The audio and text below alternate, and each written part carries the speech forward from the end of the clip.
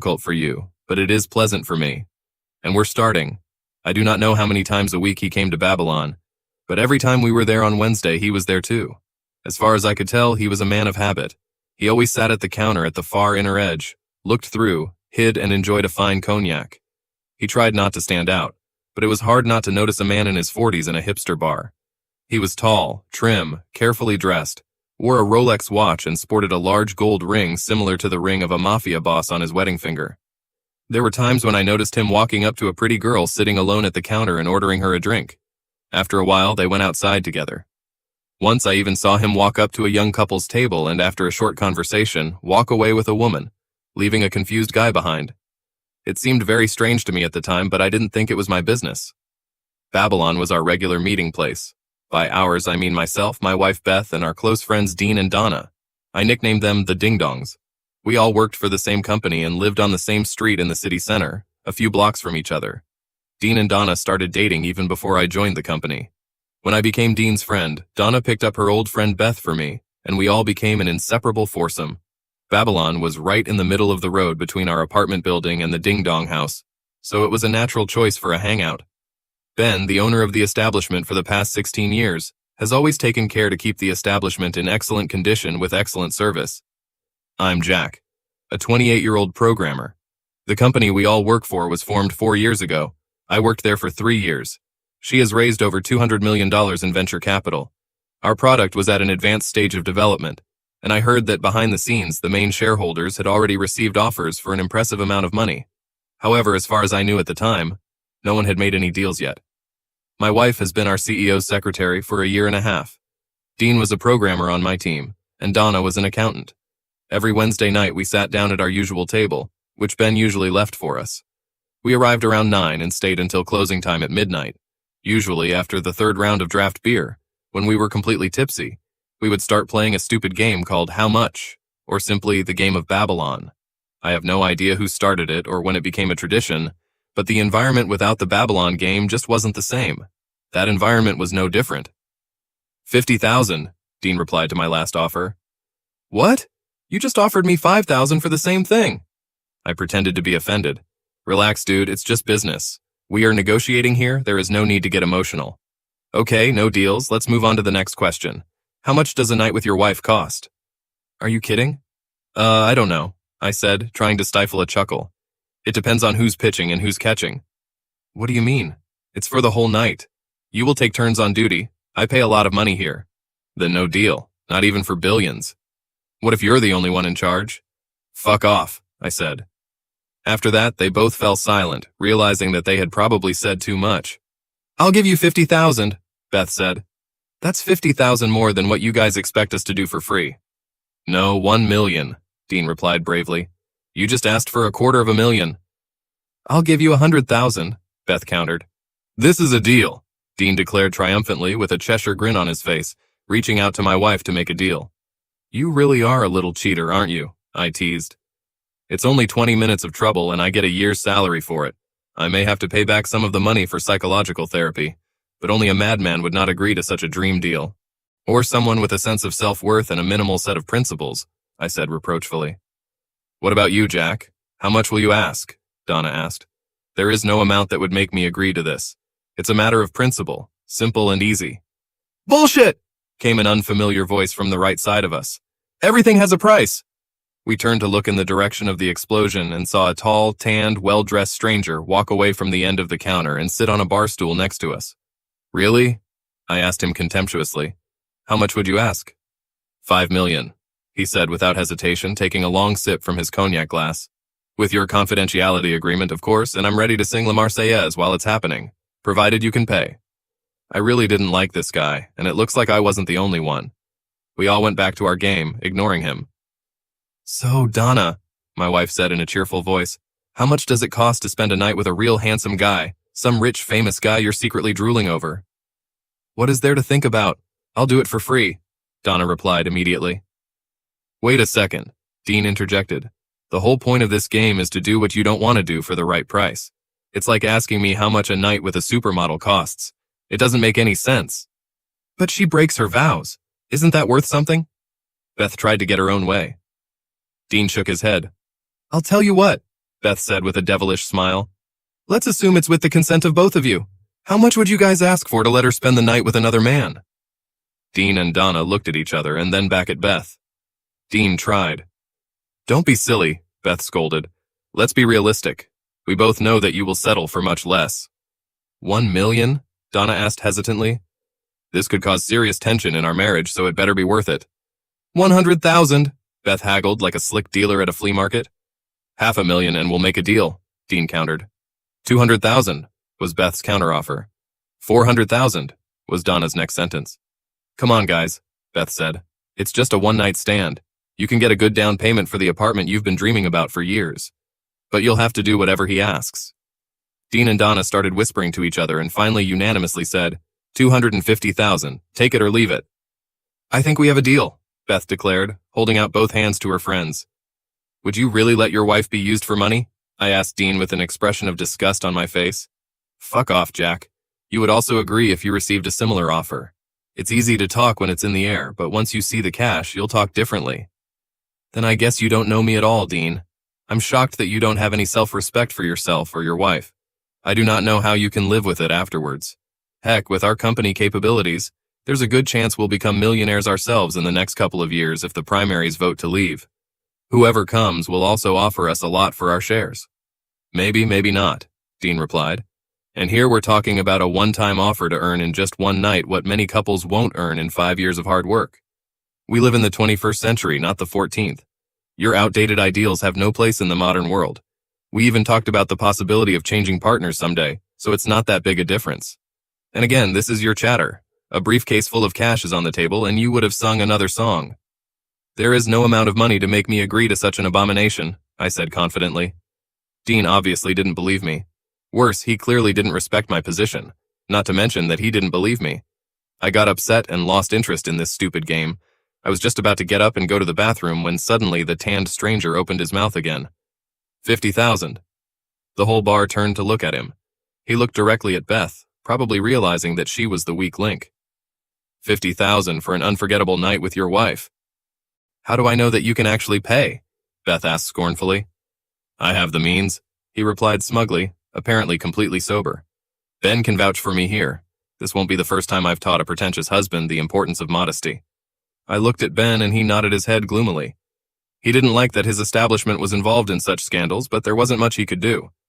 The guy had green money, and apparently he had a lot of it. If you don't believe me, please find me online, he said. I'm Jacques Blumenthal. All the visitors took out their smartphones and started typing, including me. An article about him with his photo claimed that he was the director and founder of the third largest venture fund in the state, and that he owned 20% of its shares. The fund specialized in investing in promising startups, and I was surprised to learn that it even owns 22% of our company. Assuming we come to an agreement, Beth said to my surprise, how are you going to pay? I will make a direct bank transfer to your account. You will see the money during the working day, or I can make an instant transfer to your digital wallet if you have one. $1 million, Beth announced. I turned, shocked, and hit her hand with the back of my hand. What the hell, Beth? Don't you dare touch me, she snapped at me. I don't belong to you. It's about our future, and I'll make the right decision for both of us, even if you can't. I just stared at her with my mouth open. No offense, honey, you're gorgeous, but not $1 million gorgeous, was the man's wise response. 100,000. 750, Beth said. 250 just to teach your hubby a lesson he'll never forget, he said without even looking at me. 500,000 last offer? Beth exclaimed, raising her head and squinting at him. You made a deal, baby, he said, finishing his glass and putting it on the counter. You'll have to do whatever I ask. Your words. Beth started to get up when I jumped in and held her down by grabbing her right arm with both hands. Don't you dare move, I growled through clenched teeth. My furious look was apparently frightening enough for her to sit down again and turn away, frowning. I'll be waiting for you outside for the next 5 minutes, said that asshole. He put some bills on the counter and left the bar. I'm sorry to interrupt in the midst of tension, but I have to clarify some important things about myself and Beth that are crucial to understanding subsequent events. You see, I was not a typical programmer who came from college to the company. Not only did I not go to college, I didn't even graduate from high school. I grew up in a harsh neighborhood, one where you had to fight for your life to survive. If you couldn't fight, you had to scratch, bite, and poke anything but give up. I joined a gang at the age of 14, and at 15 I spent 6 months in a juvenile prison for serious assault. When I was released, my mother wouldn't let me leave the house except to go to school. She made me swear that I would not return to that life. I gave her my word and stayed at home. I became interested in computers. This interest became an obsession, and at the age of 17 I was already working as a freelancer. Shortly before I was about to graduate from high school, I received an offer that was impossible to refuse and started working as a full-time programmer. My mom didn't like it, but when she saw my first paycheck, she at least admitted that I wasn't an idiot for making the choice I had. Over the past 11 years, I have worked non-stop, lived frugally, and accumulated good savings, including a digital crypto wallet, which has grown significantly over the years. I'm not a millionaire yet, but I'm not worried about money either. The salary paid to good programmers today is ridiculously high, and I have no reason to fear for the future. Beth tried to find out about my financial situation, but I didn't feel the need to share too much information. None of us were going to start a family anytime soon, so we were fine with just renting an apartment. Apart from Beth and my close family, no one knows about this dark chapter in my life. Since I was released from prison, I have turned my back on this world, but its lessons have never completely left me. I still had the instinct to take revenge twice for any blow I received, never leave an insult unanswered, and never let anyone humiliate me. Moreover, I was raised by hard-working immigrants who instilled in me values such as modesty, respect, and pride. Of course, I screwed up with some of them for a while, but you'd be surprised how much the spirit of the unyielding, hard-working immigrant and the don't take shit and don't take prisoners street lifestyle resonates. My grandmother used to say that if you don't have self-respect, you won't have respect for others. Beth and I had been dating for almost a year when the Ding Dongs got married. Their wedding had exactly the effect on Beth that was to be expected. I didn't see the point in getting married without planning to start a family right after, but Beth kept pushing me, so in the end I gave in. Did I think Beth was the love of my life at that time? No, but I really loved her. She was beautiful, smart, funny, caring, and sensitive. Well, most of the time. Would I risk my life to save her? Definitely yes. Would I forgive her for her sarcastic and deliberate humiliation? Definitely not. I probably loved her, but I still loved myself more. It's been a minute since that asshole left the bar. You could have heard the pin drop. Everyone was looking at us like it was a scene from one of Sergio Leone's westerns. The Ding Dong and I exchanged furtive glances. Beth was still looking away. Then came the moment when many of you would soon start shouting, "What the hell were you thinking?" After 3 sips, I really wanted to take a leak, so I got up and told my loving wife, "I'm going to the bathroom. I expect to see you here when I get back. If not, don't even think about going home, and you can tell your lover to run away, because I'm coming for both of you." With that, I went to the bathroom. Now you're probably asking why the hell I would take such a stupid risk when all I had to do was wait a few more minutes. Well, first of all, I really needed to pee. Secondly, I believe in free will. I was happy to inform Beth of the consequences of her possible choice, but as soon as I cooled down a few degrees, I knew I wasn't going to physically interfere with her doing anything. Thirdly, and most importantly, I realized that my marriage was almost over the minute she started negotiating with him. Humiliating me in public was not something I could either accept or forgive. The fact that she accepted his offer proved to me that she was a cheater, maybe very expensive, but still a cheater. While in the bathroom, I decided that if she was still at the table when I came out, we would end things in a civilized way. As soon as I came out of the bathroom and saw Ben shaking his head, I knew she was gone. I went over to our table to get my wallet, phone, and keys. The Ding Dongs looked scared. Dean managed to say with a pleading look, "That's a lot of money, Jack." "Fuck you!" I hissed, letting him know that our friendship was over. I really didn't want to talk to a couple who were ready for literally anything when it came to money. Donna didn't even lift her head to look at me. As I headed for the door, I heard a woman shout behind me. I would have done the same thing. A second later, I heard a sharp slapping sound. I wasn't sure if it was an angry husband or something else. It's a pity that my apartment was so close. I really could use a long walk to cool off a little more. As soon as I entered my apartment, I took out my frustration and rage on a large wedding photo hanging on the wall in the living room.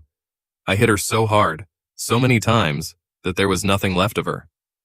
After that, I moved on to the rest of the photos, then to the furniture, vases, dishes, her clothes, and electronics. I literally tore everything apart. I was so angry that I even destroyed her makeup. I couldn't disassemble the refrigerator, so I started tearing up the food that was in it. Fortunately for the eggs, the elderly widow from the apartment above me knocked hard on my door, threatening to call the police, so I had to stop. I went to open the door. She loved pounding on the door with her fist so much that as soon as it opened, she accidentally hit me hard in the chest. "Hello, Mrs. Miller," I said with a smile. She must have taken it as pure madness. What the hell is wrong with you? It's the middle of the night. Where's Beth? Please don't scream, Mrs. Miller, I said sarcastically. You'll wake up the neighbors. How many times have I asked you to call me Betty, you imbecile? Okay, Betty, do you want to come in? To my great surprise, she did so. My apartment was in complete chaos. The evidence of my rampage was scattered on the floor. It took a while, but Betty finally found a place on what used to be a sofa strong enough to support her weight. Well, are you going to tell me what the hell made you do this? Or should I just call the county psychiatrist to come and see you? Beth is cheating on me while we're talking. Her eyes widened and her mouth opened in disbelief. Then she insisted that I tell her everything. She listened to my story, stopping me here and there to clarify something. When I finished, she thought in silence for a while and then said, "Many women would do the same." "Maybe many, but not most," I said confidently. "No, of course not most women. So what are you going to do?" "I'm filing for divorce first," I said. "And I'll buy myself new furniture and electronics," I added with a silly smile. "You should try one of these second-hand apps," she advised me. "Look for someone who is going abroad. You can clean out his whole house for pennies. They are desperate to sell." After a short pause, she continued, "Do you think Beth will come back despite your threats? I seriously doubt it. Do you think you can really hurt her?"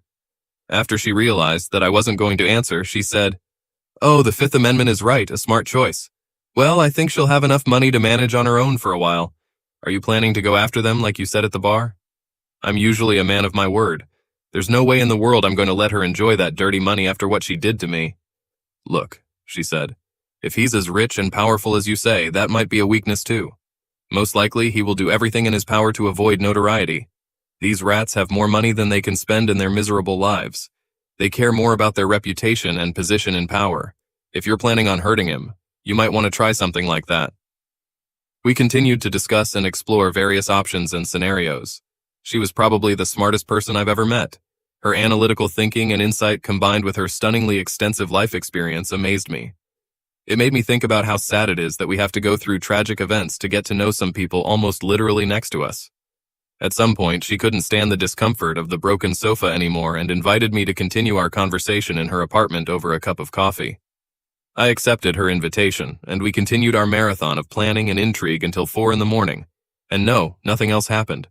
We were both tired and yawning when I finally retired to my apartment. At least I still had a mattress to sleep on. I will be eternally grateful to Mrs. Miller for the time and care she gave me that night.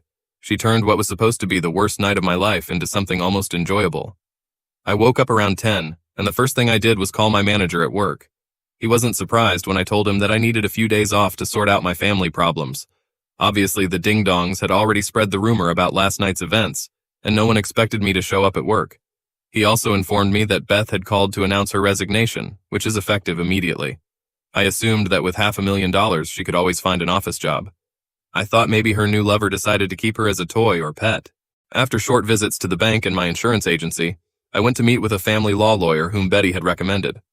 The first phase of the meeting concerned the expected divorce process and was rather boring. I gave him the address and phone number of Beth's mother, as I had no idea where Beth was. The second stage, however, was much more interesting. I explained to the lawyer that Blumenthal was worth $500 million and that I intended to sue him for $10 million for his active participation in the destruction of my marriage.